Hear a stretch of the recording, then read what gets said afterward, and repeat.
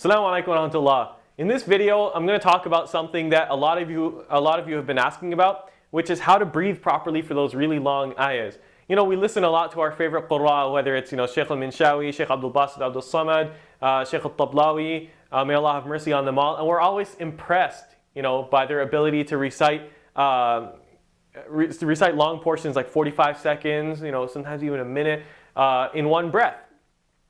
And we're always like, hey, cool, it would be really cool if I can do that. So I'll give you a tip to help you be able to breathe for a longer time.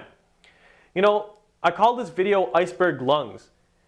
When we think of an iceberg, there's a small portion of the iceberg that's on top, floating above the surface of the water. But in reality, the iceberg kind of explodes out underneath and occupies a lot more volume under the water. And when it comes to our lungs, the same deal applies. Our lungs are actually a lot like this iceberg in the sense that most of the volume of the lungs is at the bottom. If we have our lungs are almost like something like this, almost like a triangular shape.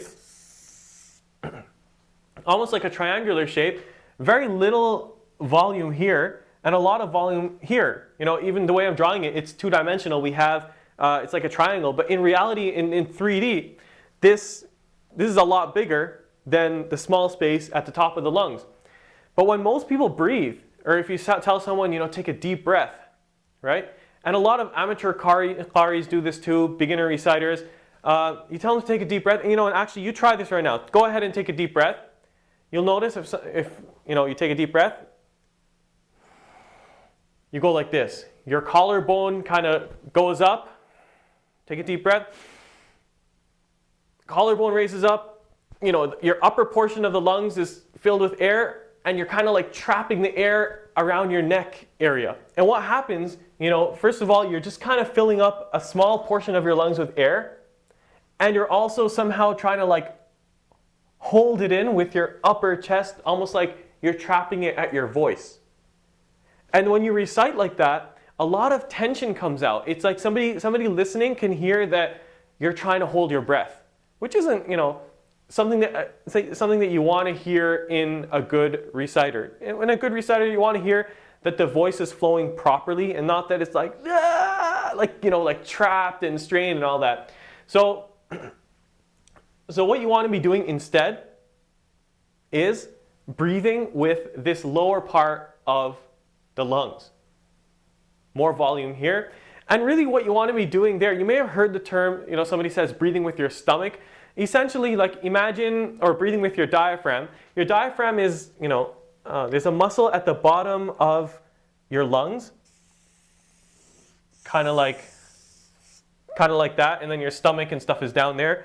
What happens when you breathe is that your diaphragm, I don't want to make it too scientific, but essentially your diaphragm contracts and pushes downwards. So then this part of the lungs expands downwards and outwards as well as your rib cage expand.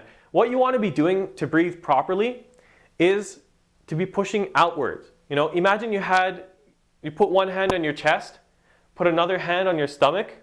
When most people breathe in or take a deep breath, they go, and this hand on their chest moves more. In reality, to be taking a deep, full breath, you need this hand that's on your stomach to be moving outwards more. So take a deep breath. Your hand on your chest stays the same.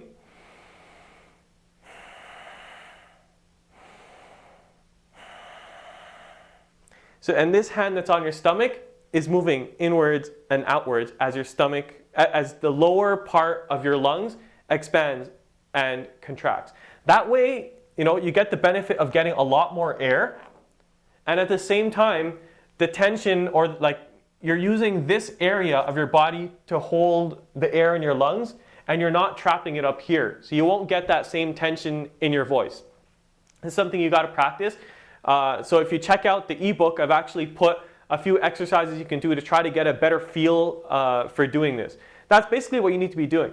In terms of, when we think of breathing long, there's different points of control. One point of control is inhaling, and the other point of control is exhaling. So here we talk about inhaling, if you're able to inhale properly and get a full breath, this will help you a lot in your recitation. And maybe later in the future, we can talk about exercises to help you control your exhalation. But to be honest, breathing properly from your stomach will help you a lot more than thinking about how to control the release of breath while you're reciting or something. Sometimes people do this and you hear it in their voice. There's this tension, there's this strain.